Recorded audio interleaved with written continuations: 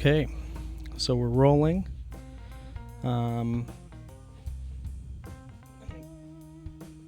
Okay, now we are rolling. Welcome to You Don't Have to Listen to Me. My name is Jesse. My name is Chris, and you don't have to listen to me either. And this is the second episode in what we hope will be a long-running series of people not listening to us. Hey, you got to practice in public, right? Yeah, all right. So we had an episode 1 that was quite a few months ago, so we don't have to bring that up. Mm-hmm. You sent me a short rant. What should the path forward be for the Democrat Party? Mm-hmm. And I did a short rant following the recent elections where Zoran Mamdani won mayorship of New York, Katie Wilson won mayorship of Seattle, a bunch of Democrats won seats all over the country. It's not super important. Mm-hmm. And just looking forward, and basically, part of my idea was not looking forward to the Democrat Party winning elections because they failed to deliver, which kind of ties in with your what is the path forward kind of topic. But I thought we would start off here with this one with just talking about those elections. So you told me you are pretty familiar with Zoran Mamdani and his campaign. Why don't you lead off letting us know what that's all about, or maybe what excites you about it, or Yeah, if absolutely. you had to give a quick introduction to the Zoran Mamdani campaign, what would that be? Yeah, I mean, I think that this is like, in a way, I look at the Zoran Mamdani campaign, and I do see some big changes in what kind of policy we're approaching with, right? I think that there's echoes of the Bernie Sanders campaign of 2016 in the Zoran Mamdani campaign, and Zoran has even said that Bernie was an inspiration for him. But I think the big thing for me is that this is a guy who comes into the political scene of New York to run for mayor. He's at 1%. Nobody really knows him, and he literally just goes out to the street and does these on the street interviews with New Yorkers on the street. No kidding.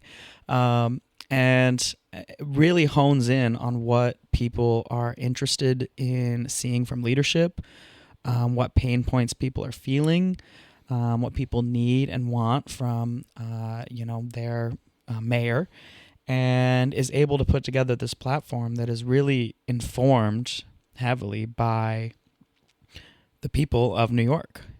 And this popularity, this in touch with the people, propels him to the Democratic primary nomination, and then now eventually to be the mayor-elect of New York. And he's really hit the ground running with his transition team and getting going. And it's just really exciting, I think, for me to see a candidate who has come forward so openly transparent, so heavily prioritizing the people, and so laser-focused on an economic agenda, which is something I talked about in my rant, where these economic policies are so much more impactful for regular people than anything else, really. We're all trying to eat, and by focusing on that so intensely, propelling himself to such popularity nationally and to such a strong victory in New York City.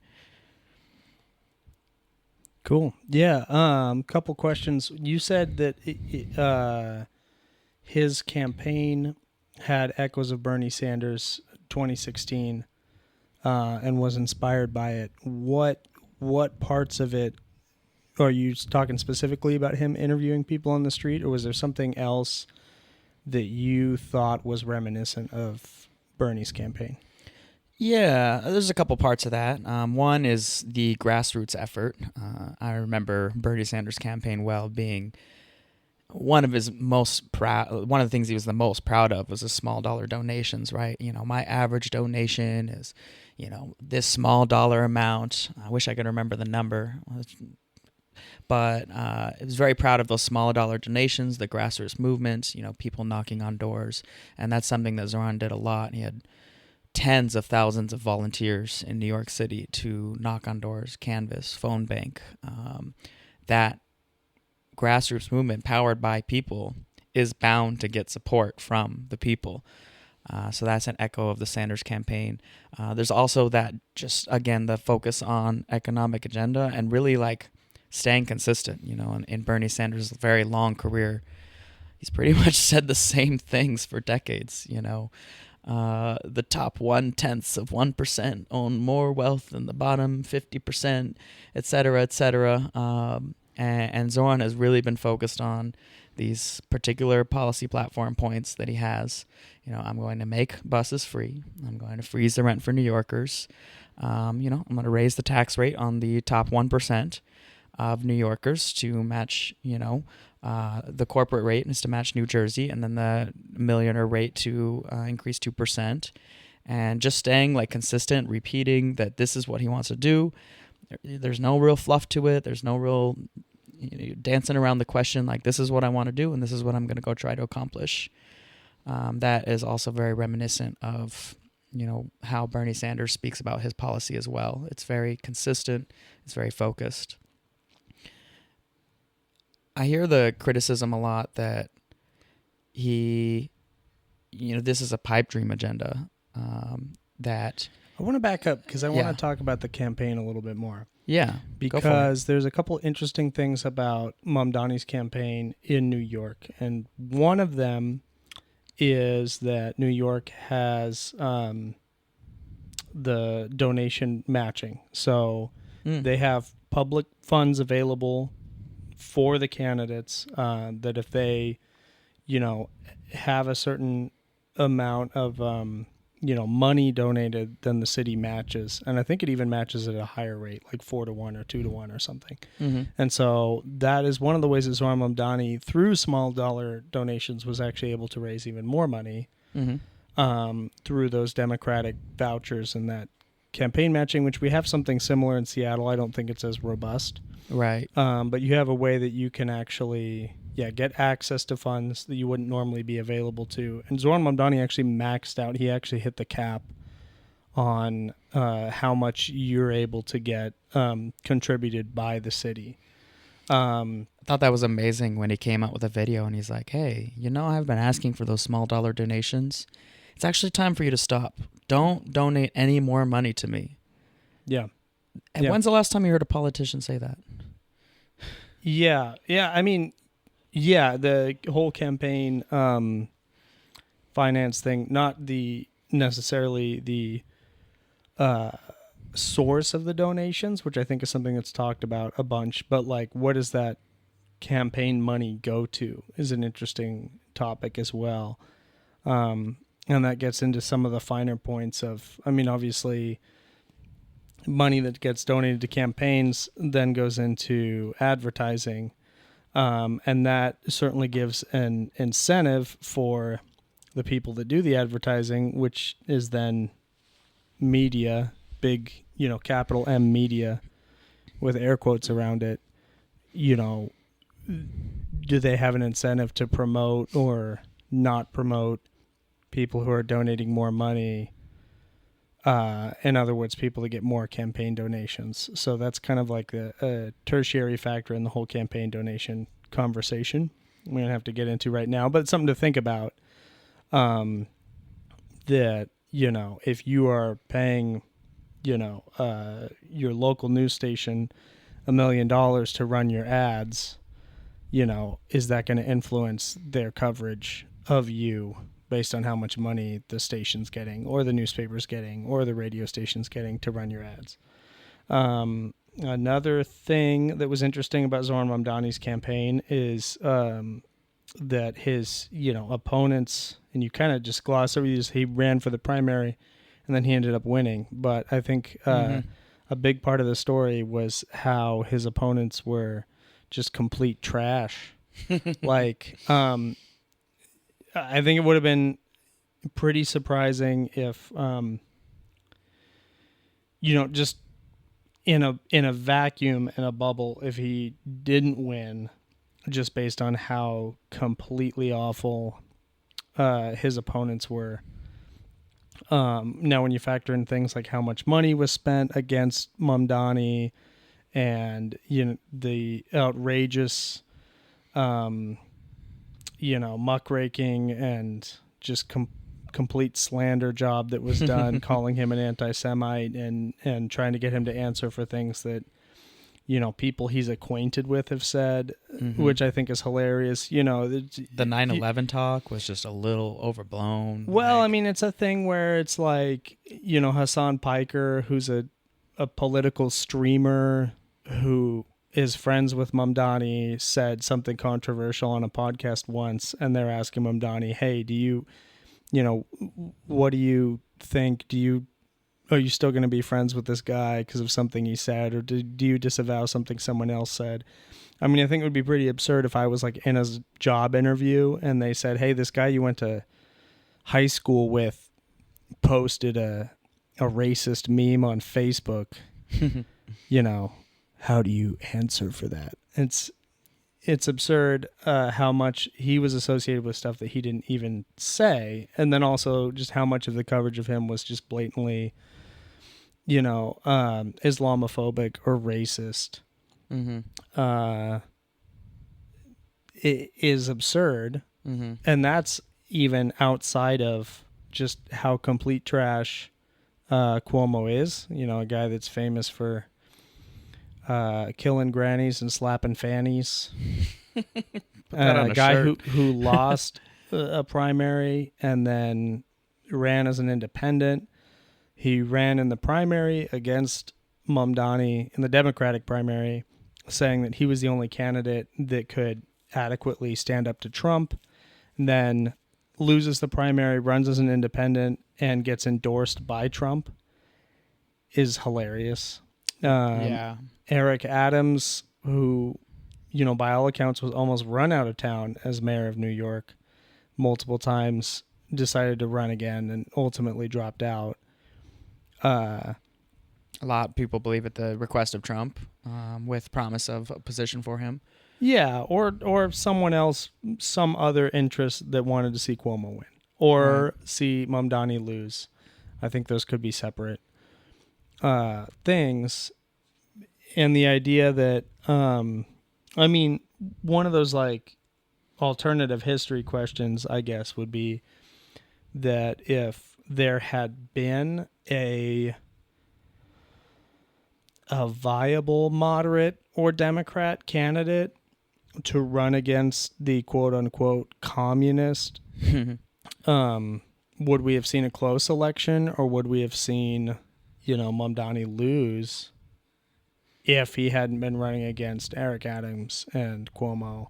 Would people have been, or I guess my question is, I know there's a lot of people that voted for Cuomo because Mamdani is a quote unquote label, but if there had been a more viable candidate, would people have chosen that over the quote unquote, fill in the blank Muslim, communist, socialist, brown person? I mean, the victory was, fairly decisive, of course, but yeah, that is like I said, Cuomo was ass. Bad ass, yeah. So, not great. If Mamdani had been running against generic, if Mamdani had been running against, let's pick someone who's well liked, not, running for mayor of New York, but if Mamdani had been running against, someone also in the same generation, if he'd been running against Pete Buttigieg, maybe he wouldn't have won, because that guy would be seen as a uniter or something. Well, but like a moderate Democrat, left wing, but nothing completely radical and out of the box, but also like young enough and polished enough to be like, oh no, this is the new generation. I think that's kind of the fork in the road for the Democrats, really, is to continue down this like moderate uniter trope, or to have these more left-leaning, convicted, democratic socialist ideals, right?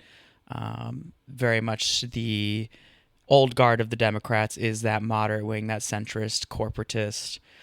We've seen that for a few decades now of leaning more center left to appeal to the broad swaths of either side. We've also seen political polarization increase. So I think maybe that old guard of Democrat strategy has been a lot harder to do. So the old guard of the Democrats is the very centrist strategy, and I think that this new wave of Democrats is more on the progressive side.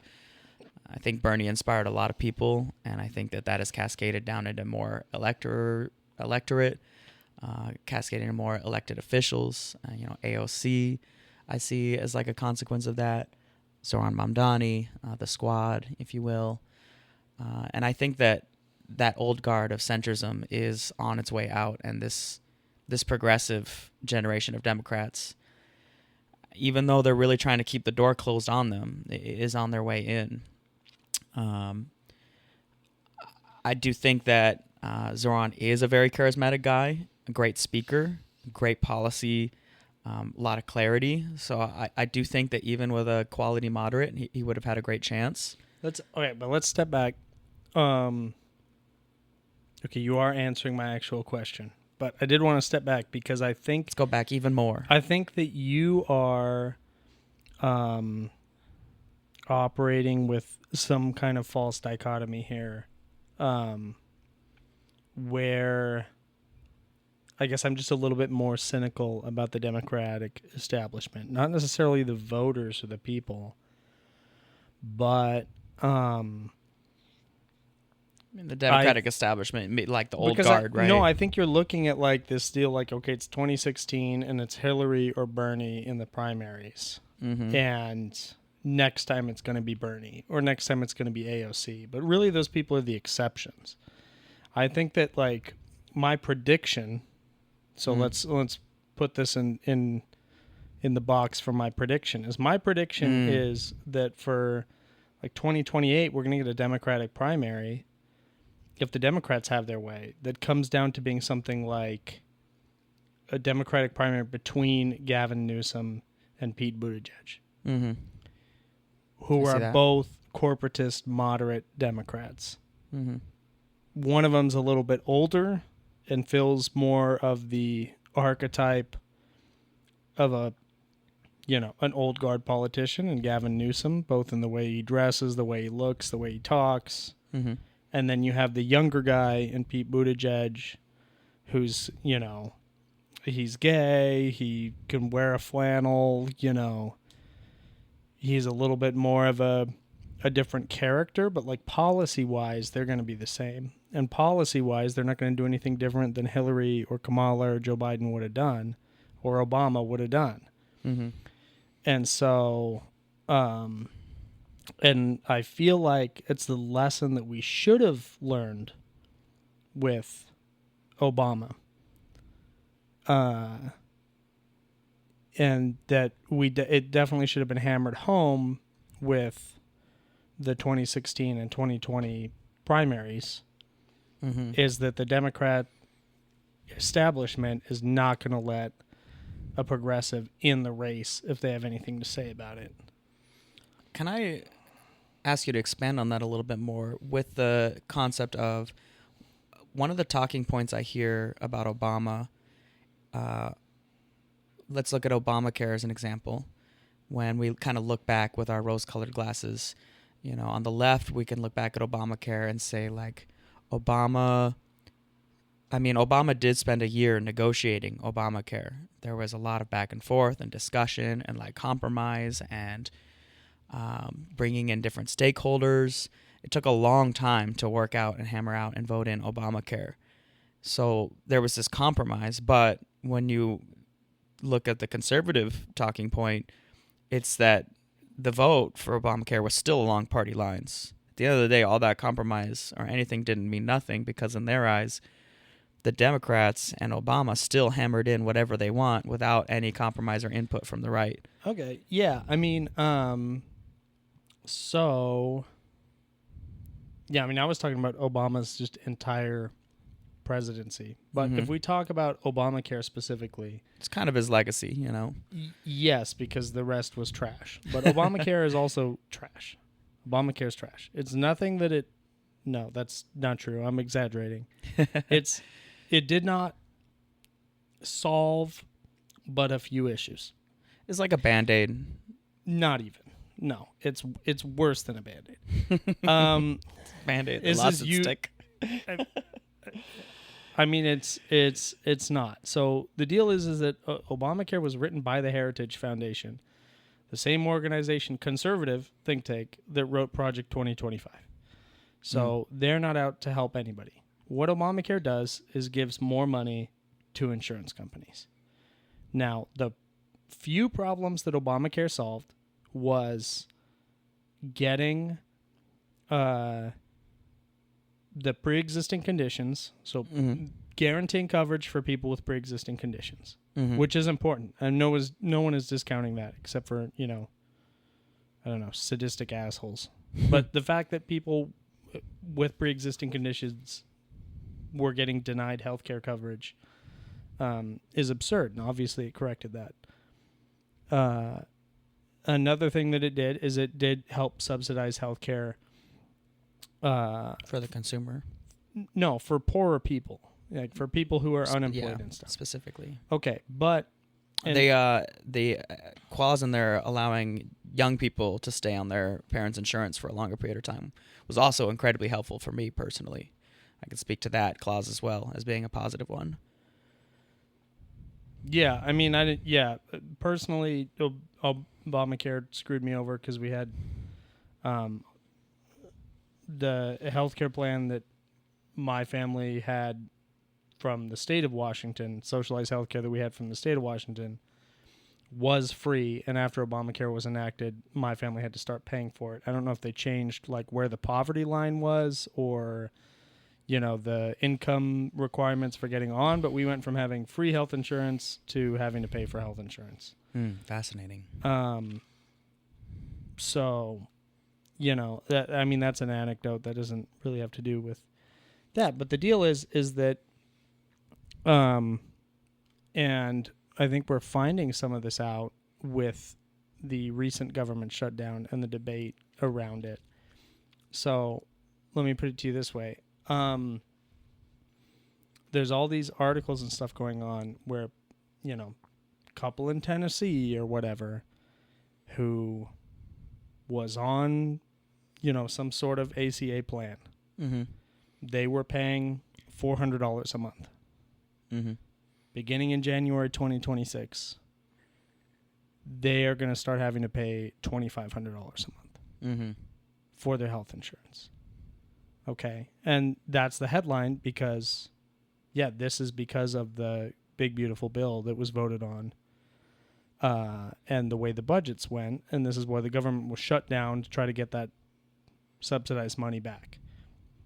But if you actually follow that path of, kind of diving down into what this means, okay, these people were paying $500 a month and their premiums are going to go up to $2,500. What changed?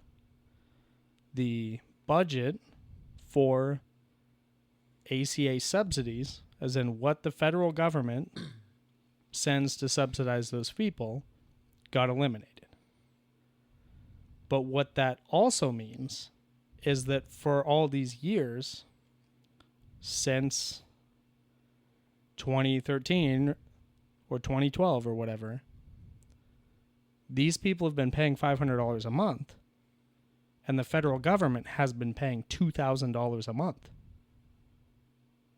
for that same premium, which means that a health insurance company has been receiving $2,500 a month all these years, and the federal government with our taxpayer dollars have been paying 80% of that. And that's the issue, is that Obamacare ended up just funneling taxpayer money to the same insurance companies that were screwing us over before. It didn't solve the issue of the cost of healthcare. It didn't solve the issues with the insurance companies. It didn't solve any of the issues that existed. It just made our taxpayer money pay for a portion of it. Yeah, that makes a lot of sense. And so that's why Obamacare is a scam. It's like, yes, some people who couldn't afford health insurance or weren't getting covered before are now covered. But none of the fundamental issues with American healthcare changed, and all of that money in profits has still been being made the whole time, and we just haven't noticed that it's been getting stolen from us from a different, it's a borrow from Peter to pay Paul, except for the ones getting paid are the big private insurance companies. There is no public insurance company aside from Medicare, which is Bernie's point in doing Medicare for all. Right. Why is Bernie not, expand Obamacare? Because Obamacare was never a good thing. It was just a way to have taxpayer money pay private insurance companies. Because there's no way that the summation of all the healthcare costs $2,500 per capita. No. There's no way. No. And if you have private healthcare through your employer, you have a situation probably similar to what I have, where I pay $500 a month out of my paycheck and my employer contributes $500 a month. And together we are paying less than what a private healthcare company is getting subsidized for a low-income person. They're just collecting a check. And that's like all the talk about, people are lying about COVID rates at the hospitals to collect extra money, or the school districts something about they get paid this much per student they have or whatever. That's what's happening with the healthcare, but we're not getting better healthcare for that money. People still have to pay out of pocket, or at least a portion, and these people are just collecting a check. Mm-hmm.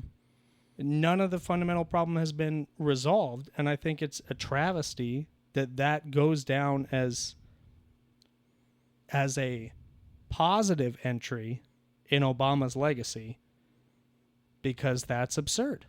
But that's only the biggest point in Obama's legacy. There's also sorts of stuff like him campaigning on being against big banks. One of the first things he did in office was bail out big banks. Mm-hmm. Being against Guantanamo Bay, continued that. Torturing people, being against drone strikes, continued drone strikes. Obama campaigned as a progressive, but in office, he was the same run-of-the-mill. In my opinion, I would contend that the Iran nuclear deal was the best thing Obama did as president, even surpassing the Affordable Care Act, because the Affordable Care Act, I think, contributed. Yes, it did help some people, but it contributed to a more broken system. Right. It wasn't even. So Obamacare was not even a Band-Aid on a problem. I would contend that this is painting over the mold on the walls or something. The landlord special. It looked good for a week. Right. But the stuff is still rotting underneath. Right. Yeah, and I think that you hear so many conservatives complain that Democrats lie, and it's that sort of legacy that leads to that. I do kind of want to expand a little bit on this. I have this idea in my head, and it informs a lot of my economic political beliefs, that if a commodity does not follow the standard rules of supply and demand, then there should be a public intervention, a government intervention. So, for example, healthcare does not follow the standard rules of supply and demand because there is a fixed demand need for healthcare. You need as much healthcare as the people are sick, injured, having babies, etc., right? And the fact that this is a fixed demand does not create a normal economic supply and demand free market scenario. If a company wants to continue to drive growth in the healthcare industry, but the demand is fixed, the only way they can continue to generate revenue is to just raise the prices. And so these are the industries that, as my political beliefs, these are the industries that I believe are the ones that need a government intervention to create a solution that is not exploitative as the healthcare industry is now. I think that Medicare for All is like the most obvious solution to the most grossly offensive problem in this category, because you don't have all these copays, premiums, deductibles, qualifications, pre-existing, all of this garbage fluff that is floating around the healthcare industry is because of like this is not a free market situation, even though we're trying to pretend that it is. And so like that is an example. Housing is another example where it's like there's a fairly fixed demand for housing. So you need the people to live in a home, right? Like there's as many people as there are need a place to live. I think housing might be one that follows supply and demand a little bit better. This is where This is where I'm going to disagree with you, because I think that there are more factors to this. The idea with supply and demand and healthcare is if you're in a capitalist economy, if you're in a capitalist system, the idea is less supply and demand, and it's like, how do I maximize profits? So how do you maximize profits from healthcare?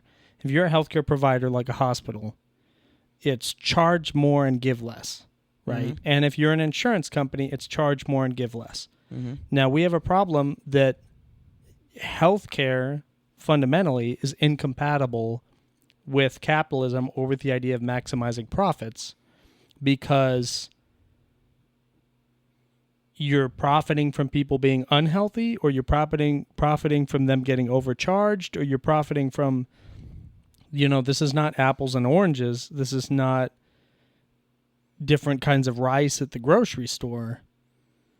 This is not iPhone versus Samsung.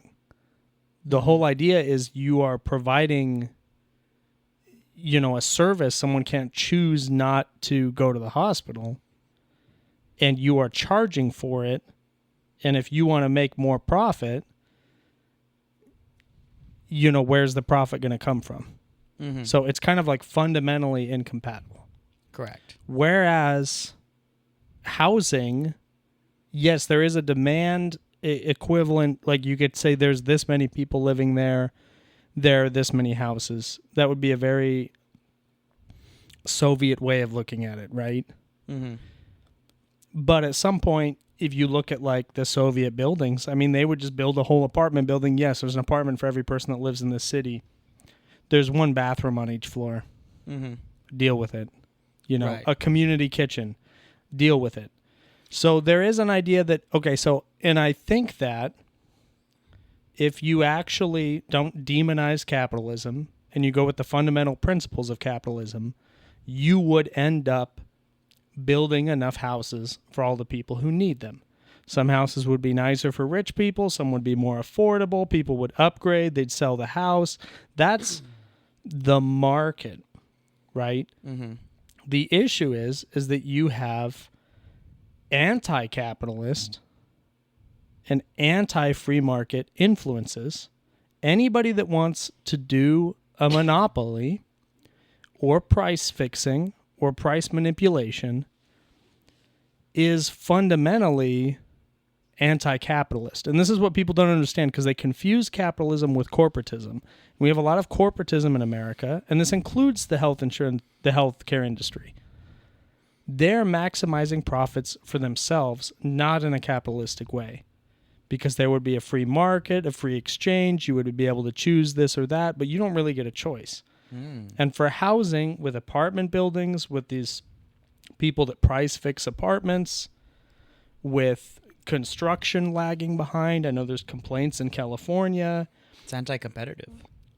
NIMBYs are anti-competitive, because if you have a house on a lot that you bought in 1957 and it's grossly overvalued because that lot's in the middle of the city, and they could buy it from you and tear it down and provide housing for 12 families there, but you refuse to sell because of whatever reason, it's your choice, but trying to zone that or regulate that is anti-capitalistic.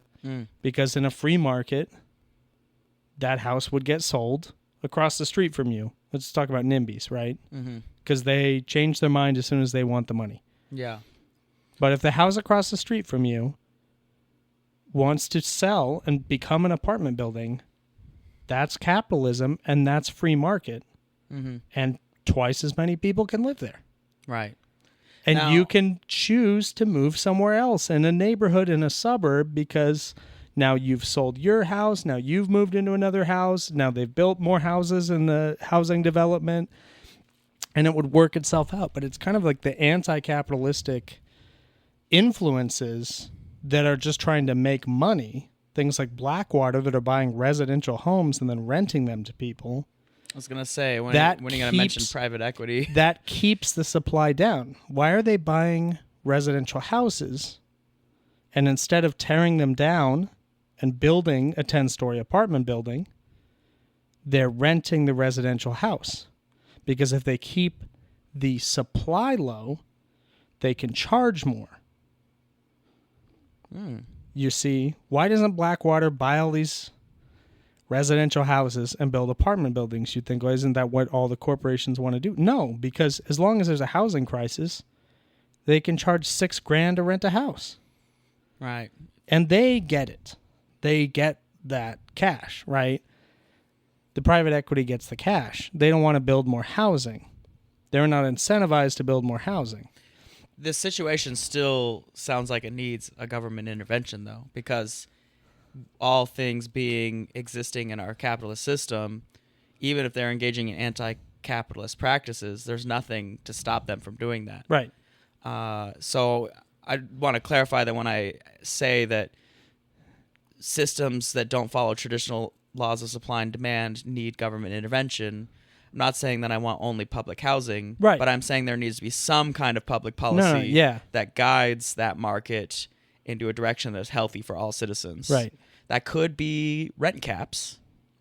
That could be subsidies. Maybe hasn't worked well before. That could be caps on how much you can increase rent. See, the thing, yeah, I mean, I can't say for sure which strategy is the best to like fix this situation.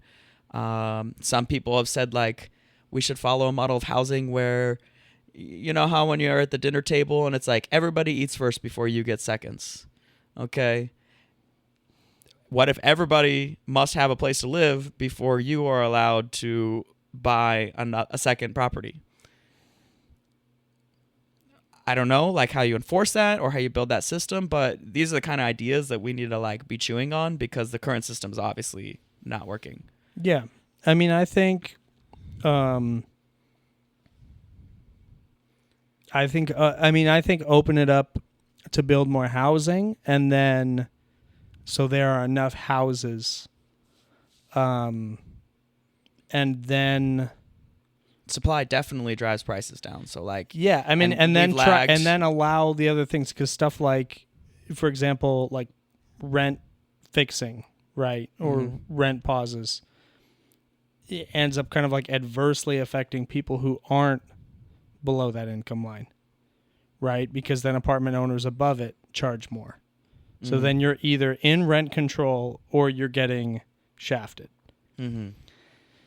Things like that. I mean, I think the rent, if you put a limit on rent increases like we have in Seattle, I mean, if you had a better market for choosing which apartment to go to, then if someone jacked up your rent, you could move to a cheaper one. So the question is, why is there not a cheaper one? Maybe there's not enough. So then it gets back to a supply issue. You're just trying to kind of,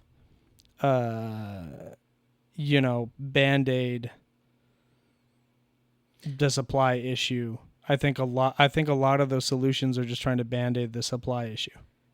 Yeah, and the But- statistic about how many units sit empty like always blows my mind because Yeah, now that's one. Okay, so Katie Wilson talked about this, and now we're circle back in her campaign. Yep. At least about commercial properties.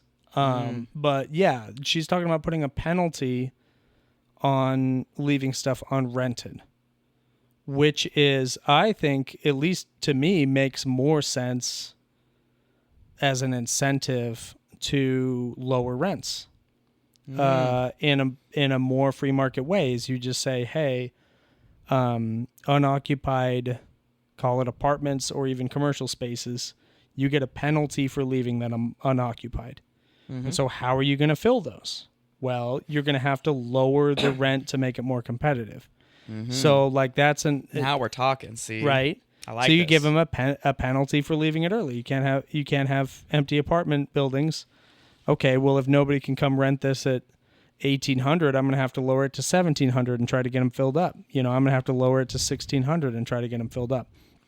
But the other thing that we need to take into account is economies of scale too, because if you do things like rent control, or and I have experience with this from agriculture, is when profit margins get really thin, it favors big business. Tell me more. Because, why can Walmart or Target afford to keep prices low?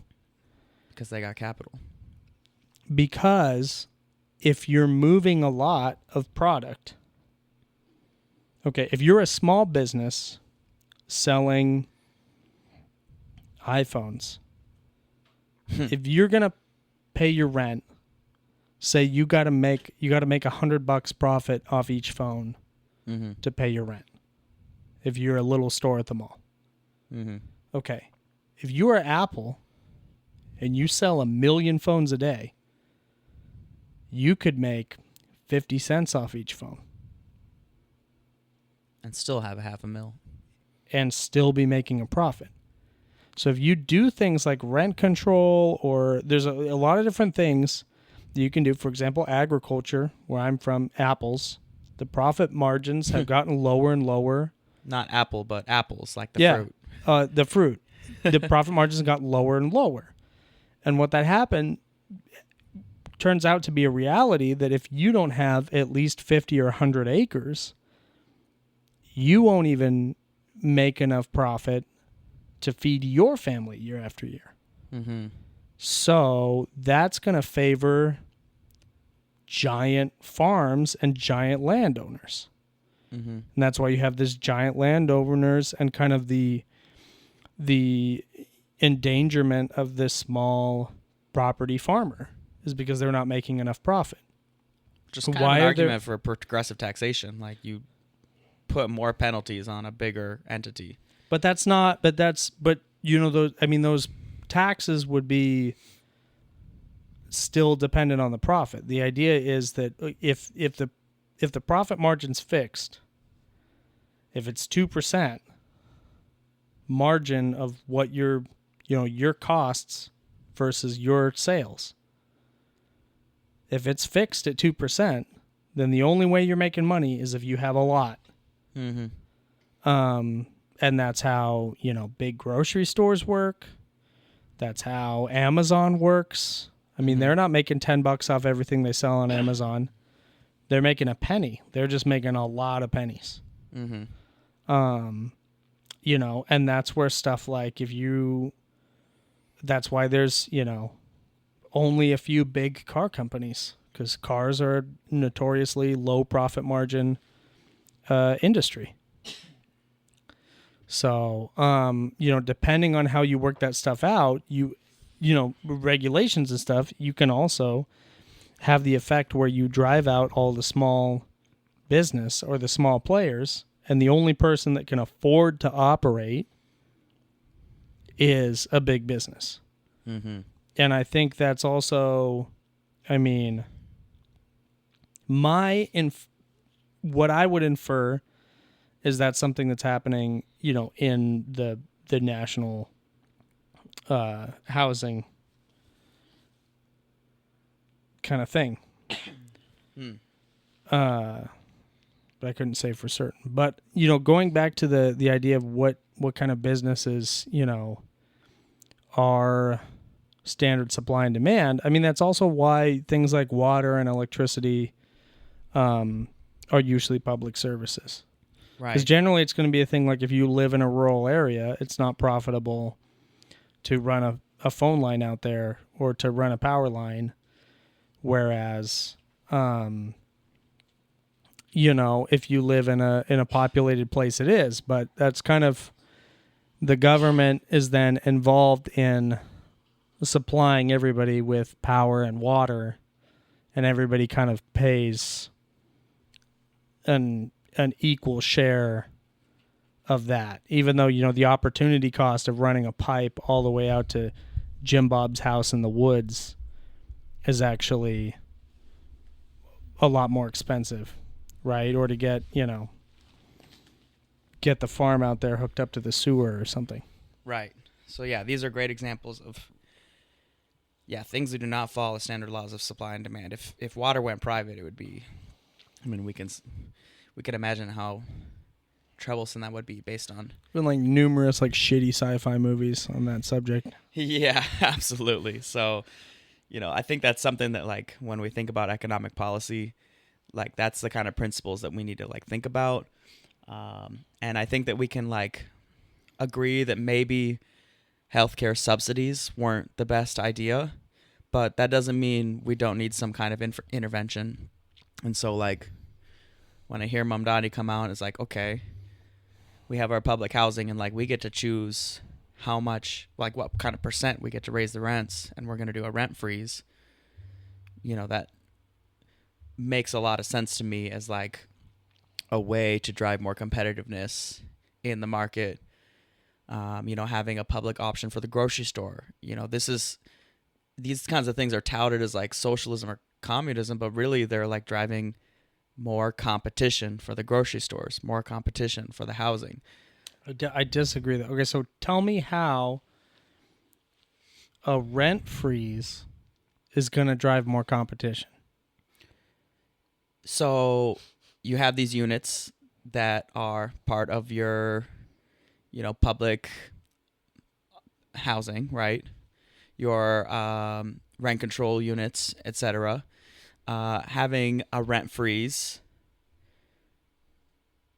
especially in a situation where the rent has increased at high percentages or multiple times, has been inflated a lot. Having a rent freeze for a bit, we're talking about setting prices in the market, right? So having that price depressed for a bit, essentially, creates, like, it's setting a bar in the market, right? That doesn't promote competition. It's setting a bar in the market. If I'm choosing between two apartments and I see this one for $1,500 and this one for $2,500, I mean, I understand that you have to qualify for these apartments, so it is kind of there's a limited supply, and those people are poor. So the poor people are not going to have, the poor people that are already in affordable housing are not going to have their rent increased. Right. That is relief for poor people. Right. It does not help the market at all. That doesn't mean it's not going to help poor people, but that does not drive competition. It doesn't help the market at all. So this is a fundamental concept that the Soviets always failed to understand, and anybody that does price fixing fails to understand, is there's a reason that prices in the market, in an economic, if you're talking to an economist, is referred to as information. Because what that price is, if you take like economics 101, the price is what someone will pay for something. Yes. So why are iPhones $1,000? Because that's what people pay. If they announced the price is $1,000 and nobody bought one, they would have to lower the price. And so the price, in essence, is a reflection. It's a statistic about the supply and demand. It all factors into a bigger equation. So if you set any price, then you are fundamentally messing with the entire equation. This isn't even in a rant to say that I'm against a rent freeze for affordable housing I'm Right. just saying that it does not That promote competition, Mm-hmm. and it does not help the market for housing. Because, I mean, like I said, if you have people in rent control housing and you put a rent freeze, say that everyone that's in rent control in New York is going to pay $1,000 a month, frozen. That, in essence, what does that change about all the prices of the other apartments in New York? See, you're right because, and I think actually you're right because of this concept of housing doesn't follow the laws of supply and demand in a normal way. The grocery store. So let's compare that rent freeze versus a public option grocery store. I'm gonna shoot down all of Mamdani's ideas here, even though I like the dude. Okay, so my public grocery store contention falls into my profit margins in big business. I think that if you have public grocery stores that are selling things at cost, as in at wholesale prices, you are going to end up not screwing over Aldi or Safeway or Kroger. Those companies aren't going to go out of business. Those companies can also afford probably to lower their prices 10%. You are screwing over Sale with the corner store, or Bob that has the little grocery store on the corner, or the little bodega or whatever. Because those are all the guys that are charging $5 for a bag of Lay's potato chips, or $7 for a Monster Energy drink, or $25 for cigarettes. And that's like a dude and one employee, and that's his family business. And those are the people who are going to get priced out. Aldi's not going to, if you have a public grocery store where things are 10 cents cheaper than Aldi or Kroger, that's not going to put Aldi or Kroger out of business, but it is going to put Jim Bob down on the corner. Like the big businesses can compete with that. The small businesses cannot. But to keep you consistent and accountable to what you said before, the reason that big business can handle this, that, and the other thing, minimum wage increases, price fixing, etc., is because they have the capital and the volume to handle it. Yeah. So I would say that Bob on the corner store is already getting screwed over by Walmart undercutting their prices. Walmart already offers cheaper items than Bob on the corner. Right. So to throw in the public option that offers prices cheaper than Bob on the corner, you're not really affecting Bob that much because he's already being undercut by somebody else. Except now it's more pressure on Bob. It is a little bit more pressure on Bob, but I would say instead of punishing the public option, support the small business. I would be very happy to offer my tax dollars to support small business. Yeah, but that's fun. But that's a fundamental contradiction if the whole point of the public one is to get you groceries at a slightly lower price. Well, I think it's just a different philosophy, right? Because like we talked about, if you subsidize the small business only, do they lower prices or do they keep the profit, keep the money? I think that offering a competition incentive instead of just handing out money, but if you do them in conjunction, then you can set a competitive price and you can support small business. See, I would argue that something like SNAP or some sort of vouchers would be a better way to make like an equitable thing. Because if you got, for example, like $100 grocery gift card every month, then you could choose to spend it at Bob's or Safeway. But will I? Because Safeway's still cheaper.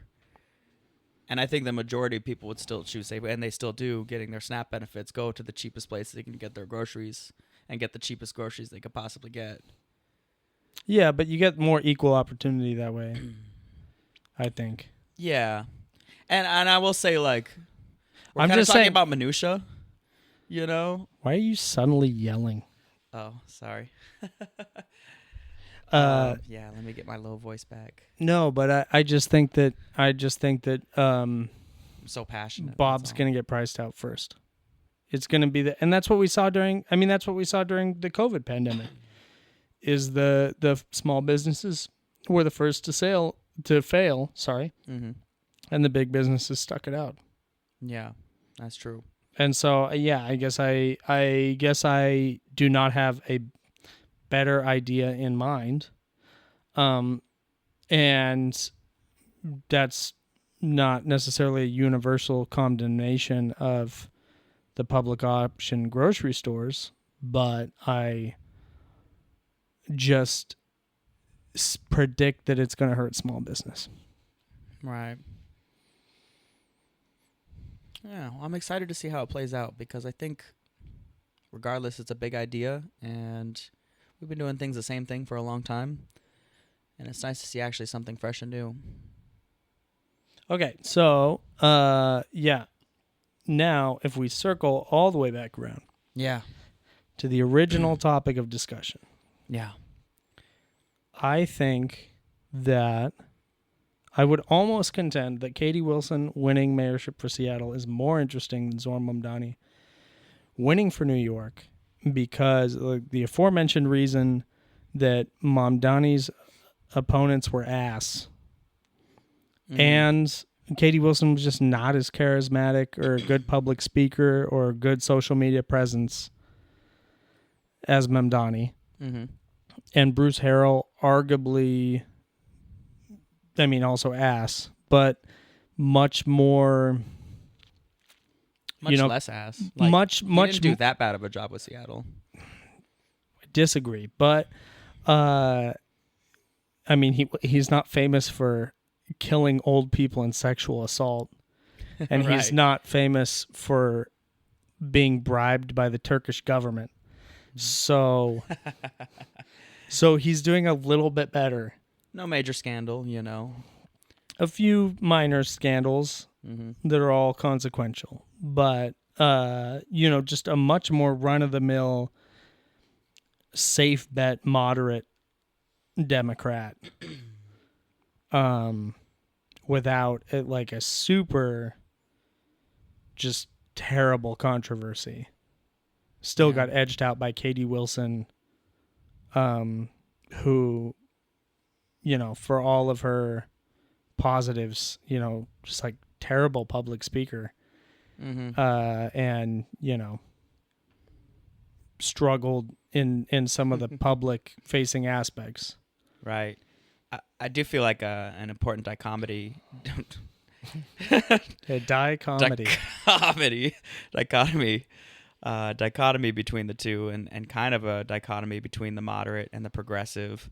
And maybe we can dive more into this topic a little bit next time, but I see Harrell as sort of addressing the issues of inequality and poverty with enforcement, expanded police, maybe police accountability, but expanded the police force, lowered crime through kind of traditional levers, whereas Katie Wilson and the progressive, ideas are more to reduce poverty and crime basically reduce crime by reducing poverty, like to help people in economic dire straits, and that improves essentially your crime. It essentially improves your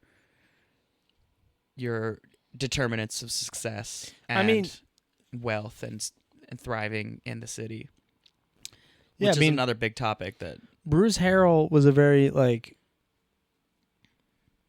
upper class facing candidate, and Katie Wilson was a very lower class one. So it makes sense that the upper class facing candidate would be for reducing crime through enforcement. Oh yeah, have you seen the electorate map of Seattle for Harrell versus Wilson? All of the waterfront property for Harrell, and everything in the middle for Wilson. Yeah, it's... Same thing happened with Bernie versus Hillary. I do remember that very distinctly. Yeah, but the thing that, her biggest thing on the campaign... Zoran's was affordability, but Katie Wilson's biggest thing was housing. Mm-hmm. And that's one of the biggest problems we have in Seattle, is housing. Mm-hmm.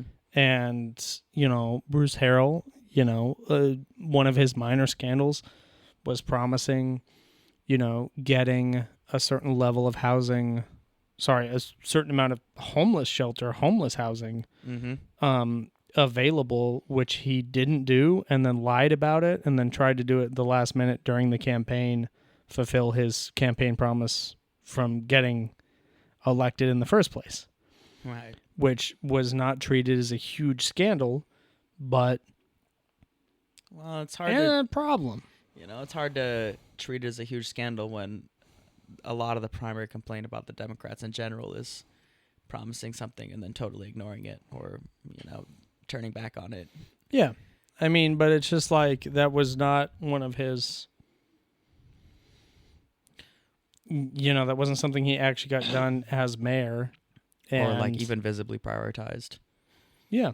I mean, all of his priorities were rich people, right? So, his donor who owns U Village was one of the people trying to get the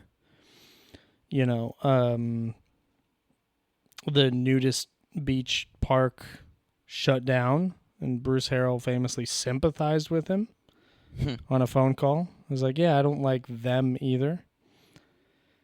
We love our nudists here in Seattle.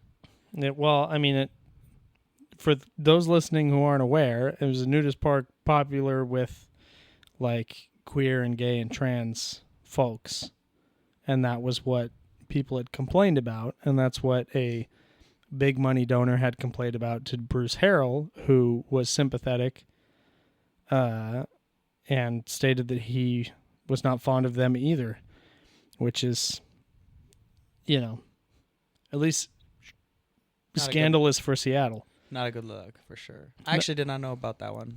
Yeah.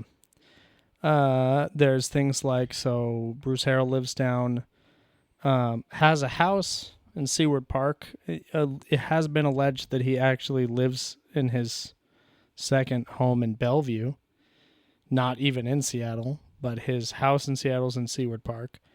They tried to get, like Washington Boulevard, some sort of protection for bicyclists and pedestrians because they keep getting hit down there by people flying up and down that road. And people in his, rich people's neighborhood complained, and then that project got nixed. Mm-hmm. So, people that live there that want to fly up and down the road and maybe hit a bicyclist from time to time are still free to do it.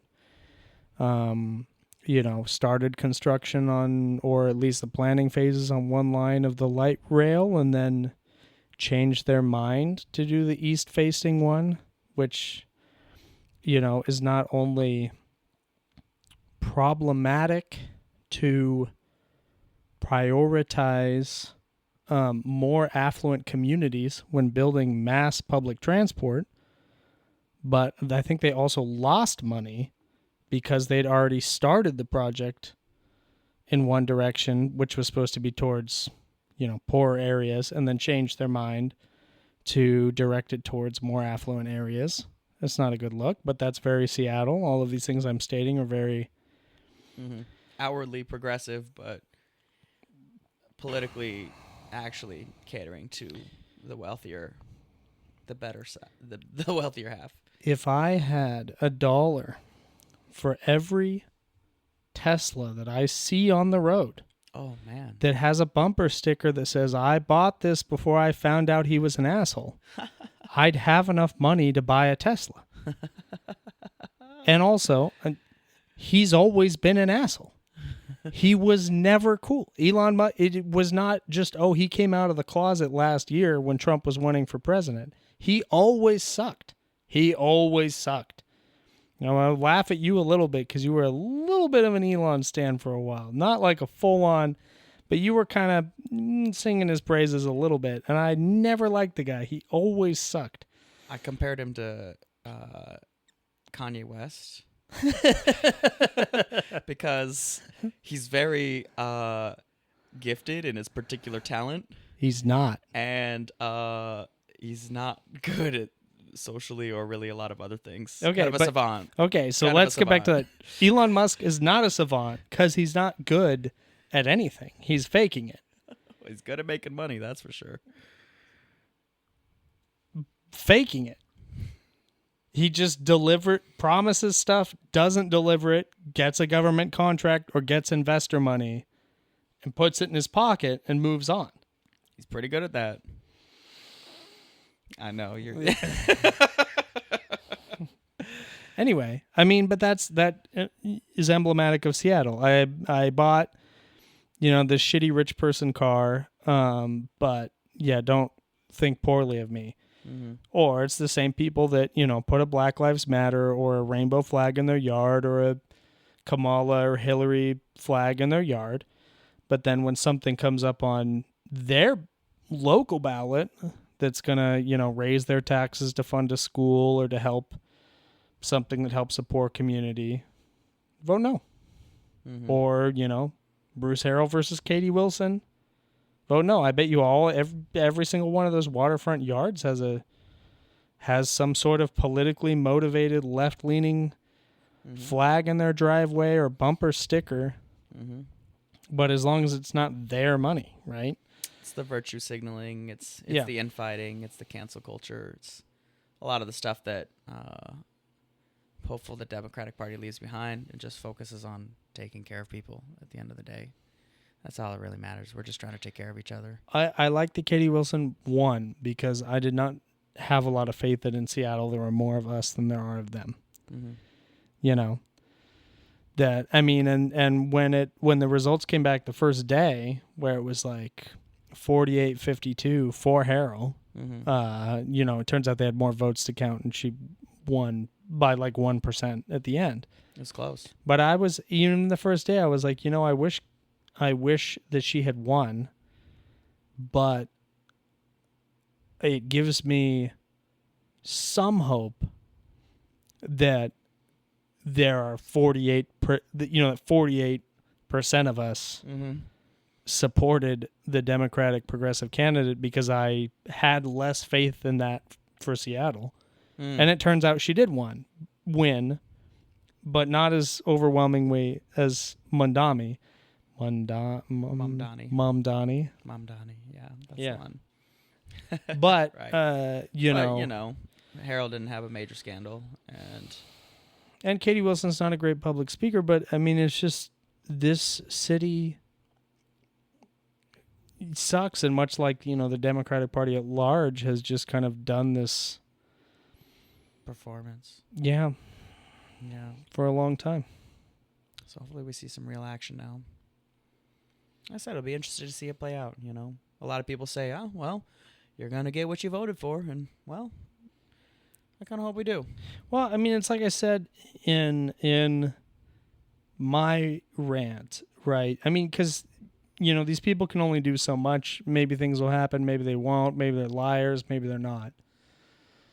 But I think it's kind of anti-democratic to re-elect people who suck. If your politician sucks, don't re-elect him. Yeah. And that's why I was kind of okay with Trump getting elected in 2016, especially after Bernie got shafted.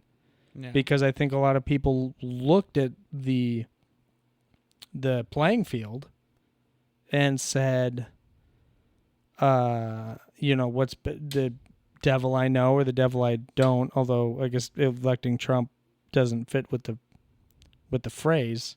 But a lot of people looked at the playing field, and Hillary Clinton had been a player for a long time. And, people had the concept, they already knew what that was going to be and didn't want to go with that. They wanted to go with something new. And Hillary Clinton was business as usual, and Trump was something different. Yeah. And business as usual wasn't super great for the average working class person. And it still isn't to this day. So what has really changed? Yeah, it doesn't explain electing Donald Trump again. Yeah. Although the Democrats really Biden just did their best to Biden just was business as usual again. Yeah, but I mean they just really did their best to put just redo 2016. Just like rigged primary that didn't happen, and then just put,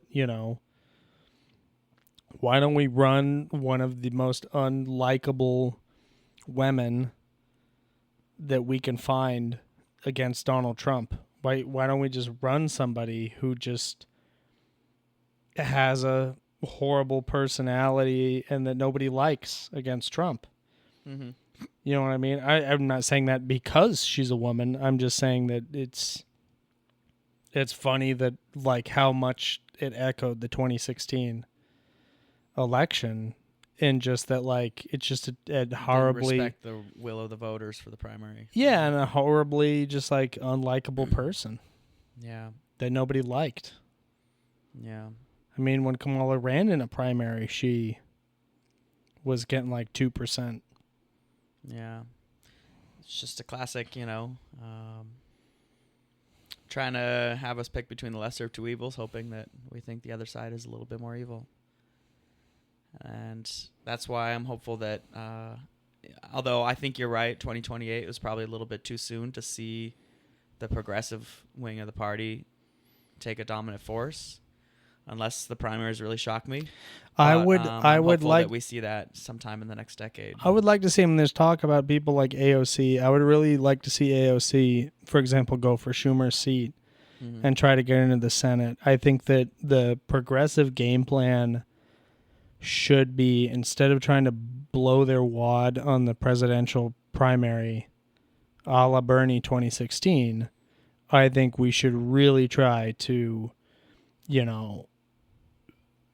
get bigger control and maybe dominate the caucus and maybe even be able to split the Republicans into two and, end up with 3 or 4 big caucuses. Mm. But, I mean, to see, having a handful of progressives in Congress, we should really have more than a handful. Mm-hmm. To reflect the voters. But I do think that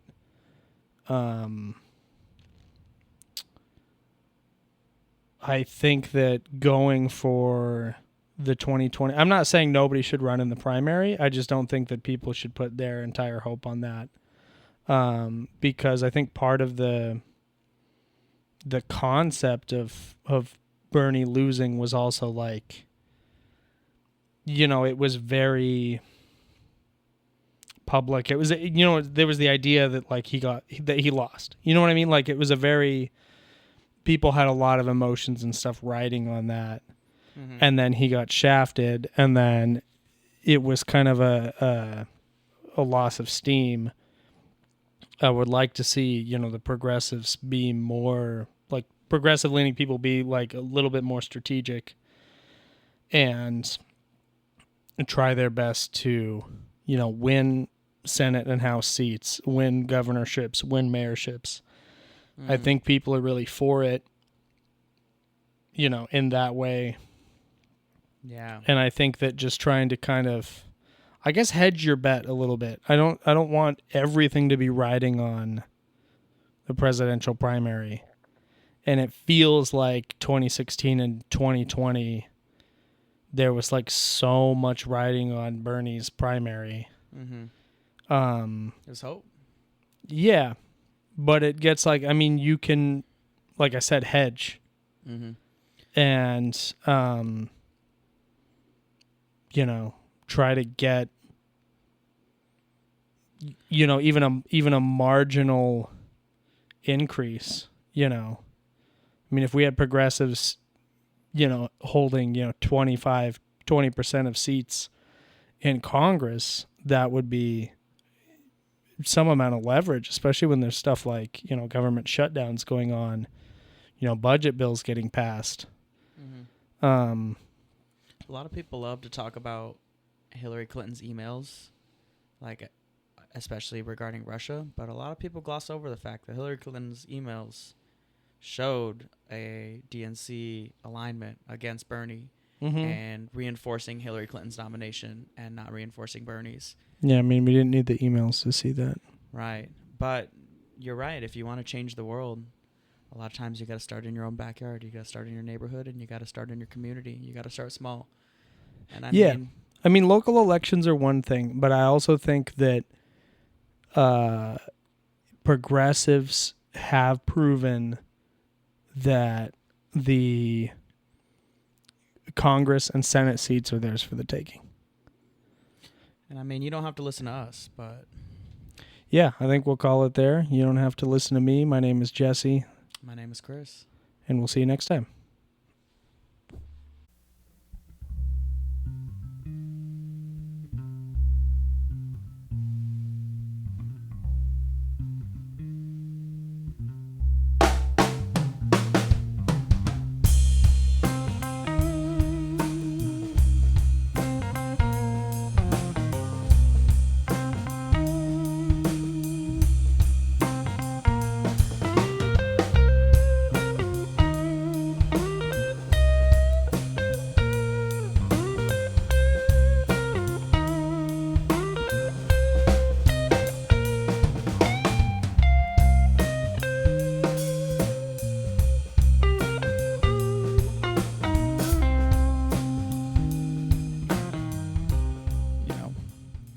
With a nice pause, we can fix this in post.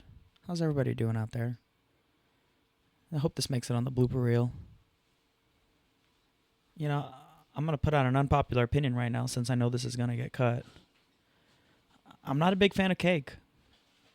Cake, it doesn't do it for me. What's that? Oh, the band is great. I like the band cake way more than I like the dessert cake.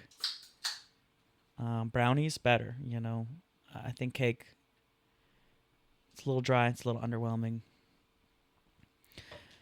Okay, So we have the old guard of Democrats who really... No, I wanted to talk about cake. We're going to get back to that.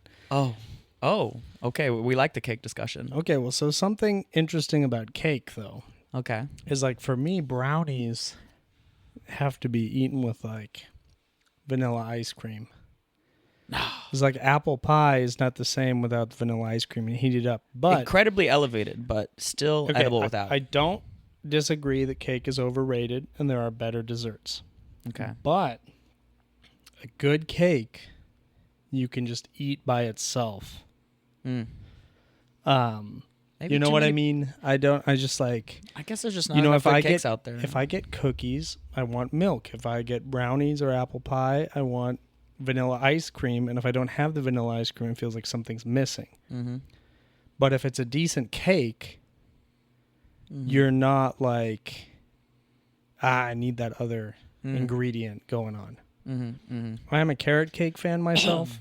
Less sweet, more flavor and texture in the cake part, and then cream cheese frosting, which is superior to the other frostings. Definitely on you with the cream cheese frosting. Carrot cake is an old soul kind of answer. I do see you as an old soul, so that checks out. Carrot cake's good. Don't get me wrong. But again, these cakes, if it's got to be done really well. Like, I don't want just no sheet carrot cake. Like sheet cake, anything is probably not gonna do it. I want some there better be some ganache involved or some candied fruit or something going on to really elevate this thing. Okay. All right. Cake discussion.